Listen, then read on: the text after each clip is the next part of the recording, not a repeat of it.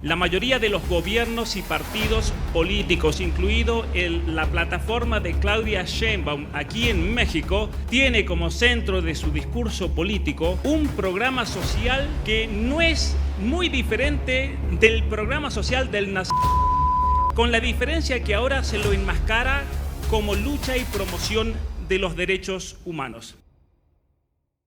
Démosle un fuerte aplauso a Pablo Muñoz Iturrieta. Que vivas tú, que viva yo, que viva México.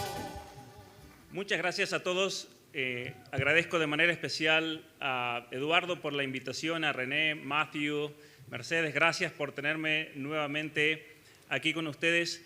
Y en esta conferencia de hoy voy a estar hablando acerca de un tema crucial en la política actual que tiene que ver con la transformación de los derechos humanos y cómo hemos pasado nosotros de las atrocidades que cometieron los nazis en la Segunda Guerra Mundial a un modelo de política que defiende esas mismas atrocidades, pero hoy en nombre de los derechos humanos.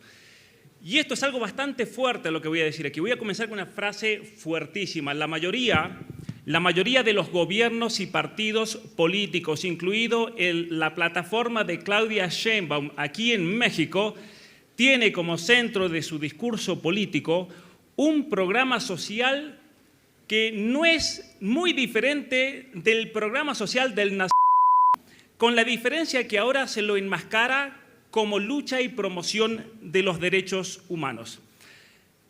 Miren ustedes, poco después de la subida al poder de Hitler en el 33, el régimen nacionalsocialista promulgó una ley de eugenesia para la protección, como ven en la pantalla, del pueblo alemán contra las enfermedades hereditarias.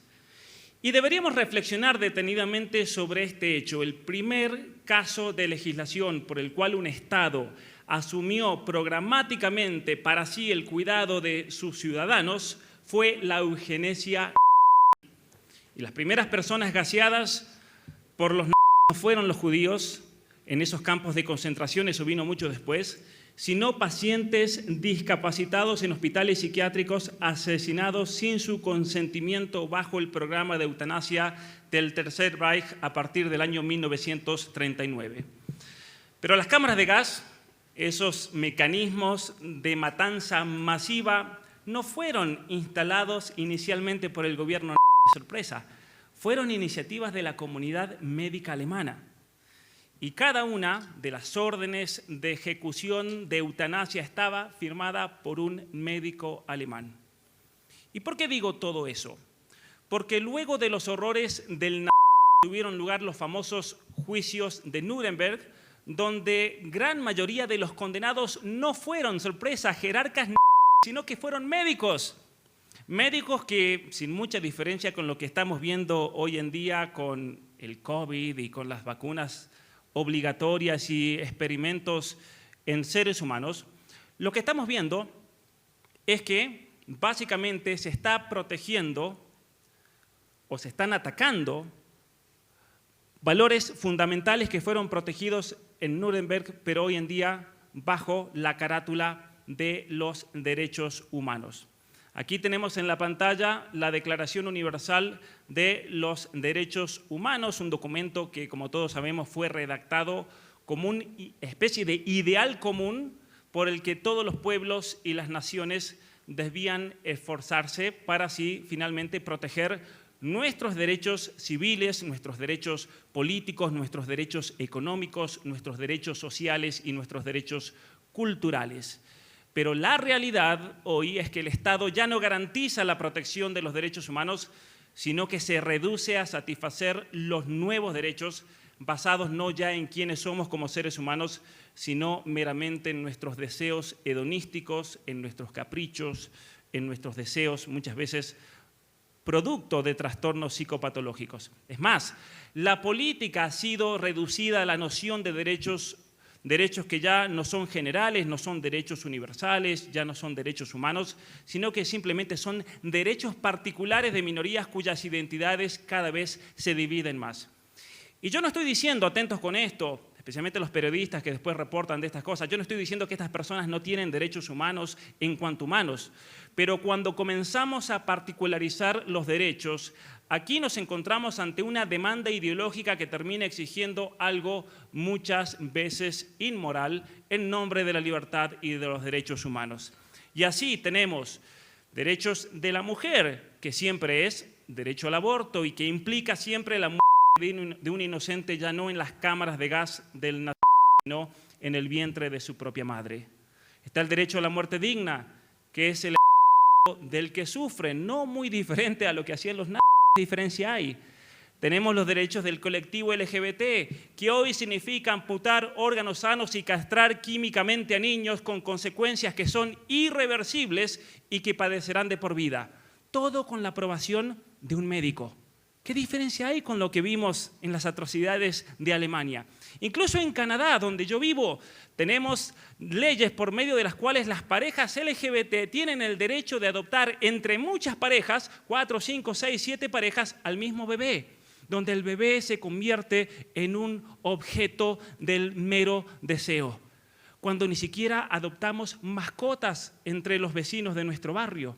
Imagínense qué ilógico sería si yo digo, quiero adoptar un perrito, pero necesito el apoyo de otras 10 familias porque yo viajo mucho. Adoptemos el perrito en 10 familias. ¿Quién haría eso? Todos dirían, Pablo es un irracional. Pero en Canadá, las parejas LGBT tienen el derecho, en nombre de la opresión, de adoptar al mismo bebé entre varias parejas e incluso se puede transformar el material genético de ese bebé, como pasa en Inglaterra, y Miklos ha hablado mucho de eso, donde podemos tener un bebé producto de 4 parejas. Eso es una aberración total. ¿Y qué diferencia hay entonces entre estas atrocidades que hoy celebramos con orgullo y las atrocidades de los médicos alemanes durante el gobierno nacionalsocialista? ¿Saben cuál es? Que hoy en día la diferencia mayor es que se protege todo esto como un derecho humano y se lo promueve en nombre de la libertad. Pero en ambos casos, estas atrocidades se realizan bajo la protección de la ley. En México, son 20 los estados que tienen leyes para el reconocimiento de la identidad de género autopercibida y la Suprema Corte de Justicia de este país declaró que es inconstitucional el negar o restringir el proceso de transición a menores de 18 años. Esto es terrible, es terrible. Hoy estamos no solo enmascarando estas atrocidades como derechos humanos, sino que la misma política se ha convertido en una carrera por la conquista de esos derechos, donde el político fundamenta su campaña en estos nuevos derechos que pueda satisfacer la persona. Veamos algunos ejemplos de la campaña de Claudia Sheinbaum.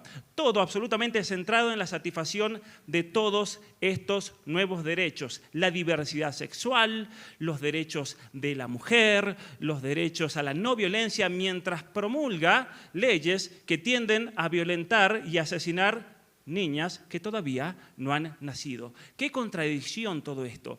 Y aquí nos encontramos nosotros ante una serie de cuestiones totalmente irracionales. No es homicidio, dice esta chica abortista aquí, es autonomía corporal, ¿no? Los mismos que defienden el derecho a la mujer a no sufrir, no tienen problema en asesinar niñas en el vientre de su madre.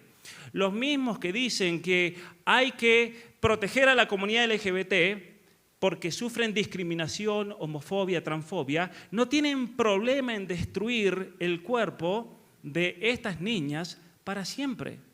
Esto es algo realmente criminal. Miren esto, miren esta niña. ¿Cómo podemos celebrar esto como un derecho humano?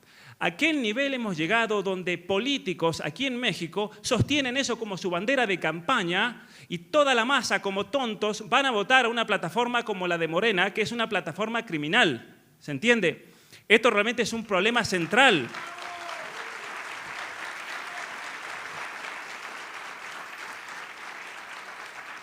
Es un problema gravísimo. Tenemos una contradicción total, ¿no? Entonces, ¿cómo podemos decir defendemos a la comunidad LGBT, pero a la vez decimos que estos son derechos humanos? Y el problema de fondo, entonces, es que la cultura en la cual nos ha tocado vivir es una cultura utilitarista y hedonista que tiene como imperativo moral el gozar Y entonces la política, aquí viene el problema entonces cultural, la política se convierte o se centra en satisfacer todos esos deseos que ahora se han convertido en derechos humanos.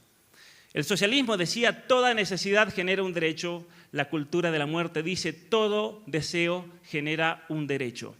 ¿Y cuál es la solución? De fondo tenemos un problema profundamente cultural. Sin una verdadera revolución cultural para volver a reafirmar los valores y principios del cristianismo en nuestra sociedad, será imposible revertir esa situación. Solo una verdadera revolución cultural puede preceder a la transformación política que necesitamos, pero para eso debemos formarnos, debemos formar y que de nuestras filas salgan políticos que no tengan miedo de proclamar sus principios y hacerlos realidad, que no tengan miedo en proclamar una ley natural y una moral pública y que no se amedrenten y no se acobarden ante ataques y sofismas de aquellos que dicen que uno busca imponer un orden moral sobre el resto. Porque ¿saben por qué? La realidad es que no es tan difícil lograr un consenso sobre la mayoría de las cuestiones morales que atañen a nuestra sociedad. Quienes en verdad se oponen al sentido común de la moralidad cristiana son en definitiva un grupo de pervertidos que hoy vienen por nosotros, pero mañana vienen por nuestros niños. ¿Y a quién le quieren dejar el futuro de sus hijos? ¿A esos pervertidos o a lo que nosotros logremos realizar con el esfuerzo, la valentía y el sentido común? Eso queda en nosotros. Muchas gracias.